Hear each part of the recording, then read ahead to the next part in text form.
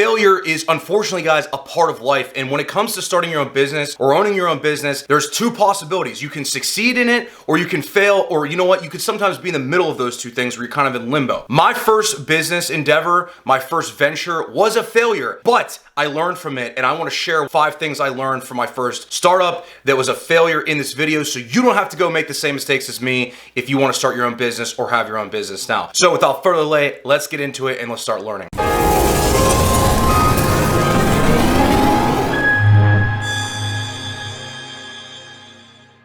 All right, guys, thank you so much for making it over to my YouTube channel. My name is David J. Kelly, and if you're new to this channel, click that subscribe button. I'm putting out new videos every week about personal development, business and success, relationships and dating, health and fitness, all that good stuff that's gonna help you become the man that you wanna be. So click that subscribe button. Without further delay, I wanna get into this topic because it's super important. You know, the majority of us dream of someday being our own boss or owning our own business, and honestly, it's a great idea, right? It's this thing that we wrap our minds around. There's something we're passionate about, or products or services that we're passionate about that we want to put out into the world. Honestly, it's great. There's no better feeling than working on that and being your own boss and putting things out in the world that you're passionate about, that you believe in. But with that being said, there's a rather naive view of things of when we get into something like this. We just assume most of the time that it's going to be successful. Because of that, we kind of approach things in a relatively, how do I put it?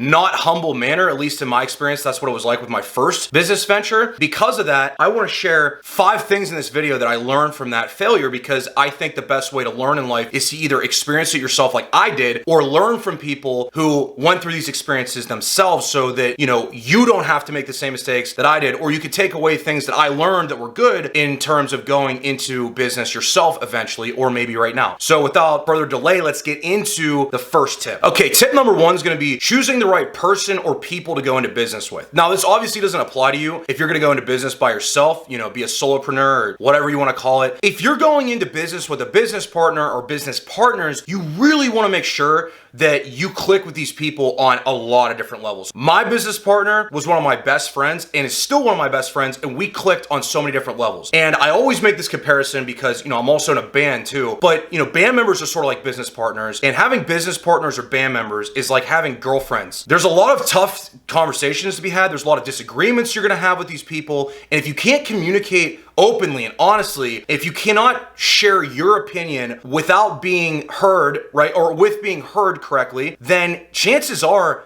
there's gonna be a lot of miscommunication. And the same thing's true. You have to be able to listen to other people. If you're not able to do these things, you're gonna have a very, very hard time in making the right decisions and coming to an agreement. And I honestly think the more people involved out of the gate, the more difficult it is, because when you're coming to making these decisions about products or services, marketing, financials, all that good stuff, you really are gonna be going in loops. The second thing that I learned is actually something my uncle taught me, and if I wasn't so stubborn, I would have probably picked this up earlier on, and that's why I'm sharing it with you guys, because my uncle is a super successful entrepreneur. And this is that everything takes longer than you expect. In my case, we were starting a supplement company. Getting formulations approved or getting them back from a manufacturer, getting samples, getting packaging design, getting the LLC approved, getting the financing done, the bank account, every single aspect takes longer than you would expect. Every single part of it. I can guarantee you that when you come to the market with your product or service, it's gonna sell slower than you think. It's going to take longer to get out and get the word spread around, get brand awareness around it. Everything takes longer than you think. In fact, starting this YouTube channel and getting it to the point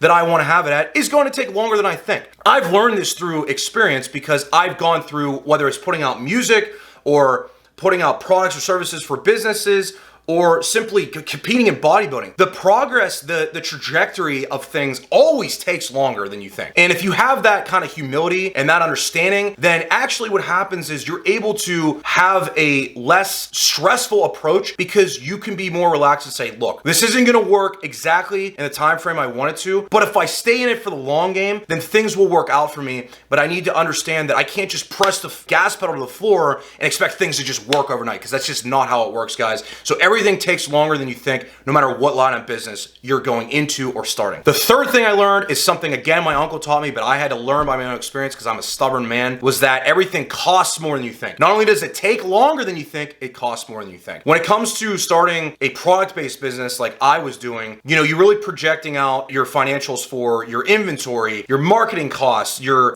application costs, all these different things that are going to be associated with running the business and growing the business. Almost every single time without fail, you're going to way underestimate it because things come up. You have to hire other people to do, or just pay contractors to do certain legal work, packaging design, and then the packaging design gets messed up. You have to hire somebody else. So it's going to cost more money than you think. I would say whatever you think it's going to cost, I'd add 20% to 30% to that. And I'm not trying to scare you. It's just a reality. In fact, it's something that I've experienced in music too. You think that you're going to be able to market a song at this X amount of dollars to get it to the amount of streams or views you want it at. And really it ends up taking, 20 to 30% more than that. And the reason I'm telling you this is not to scare you. I want you to be prepared for when you go into this, you understand look, I had this idea of how much it's going to cost me. In reality, it's probably going to cost me more than that. It's probably going to take me longer than I think. If your expectations are off, then you're going to get crushed and you're going to be so disappointed when things don't go the way you want them to and things end up costing you more, putting you in a tough financial situation. So always build in room and cushion for when you're financing it, whether you're getting money from banks or lenders, investors, family members, yourself, the money that you funded to put into, always build in a cushion. I'd say again, 20, 30% to really be safe. Because again, guys, you want to be successful. It's about making this successful. It's about making it a successful venture for yourself. The fourth thing I learned, and this is so true in not just business, but everything in life, analysis paralysis is a bitch. Listen to me on this. When you are coming to market your product or put your service out there and you're sitting around, you're trying to debate, should I do this? Should I do that? I don't know. And what happens is you end up becoming so paralyzed by analyzing everything and overanalyzing everything that you don't end up doing anything. We spent a year and a half trying to figure out the perfect product formulation, the perfect packaging, the perfect way to market it, the perfect financing and everything. Being a perfectionist is really cool in life in some ways, but when it comes to putting things out there, I've had the same experience in music too. You want to just get it done and get it out there to the best of your ability. You're always going to be able to improve things over time, but when you're coming to launching or coming to putting music out or launching something, you want to just make sure that you make it as best you can,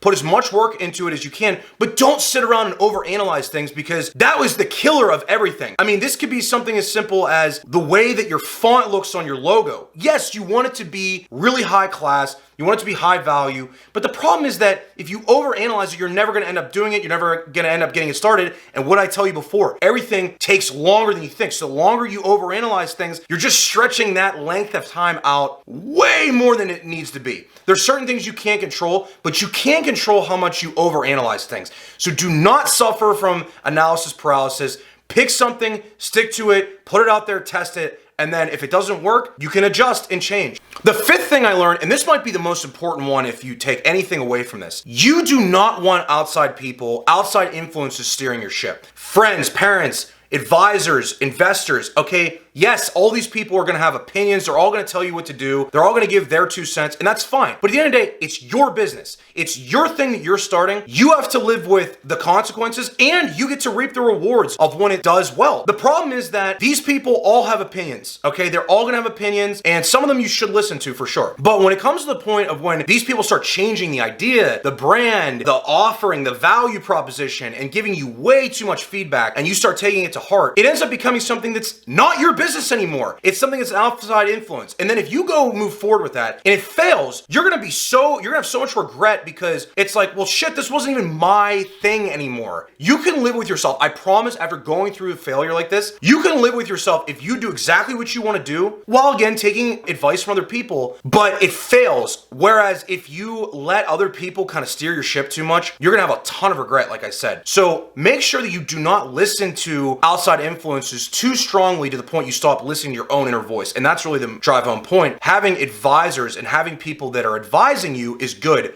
but never stop listening to that inner voice because the inner voice is what your business is. It's what the brand will be. And you do not want to compromise that and let other people steer that ship no matter how much experience they have and how successful they've been. It's your venture and it's your thing, so don't forget that. All right, guys, made it through all 5 tips. Thank you again for making it over to my YouTube channel. If you're still not subscribed, click the subscribe button. And once again, failure is a part of life, and I just want to drive this point home, is that you might fail, but you need to be able to learn. You need to be able to take a step back and just analyze what happened, which is what I've been able to do with my first business failure. In fact, it's let me get into other things I've been successful in. It's always a pleasure to be able to share things with you guys and share what I've learned. So I will see you guys in the next video, and I hope you have a great, amazing, awesome day or night, and I'll see you in that next video. Peace.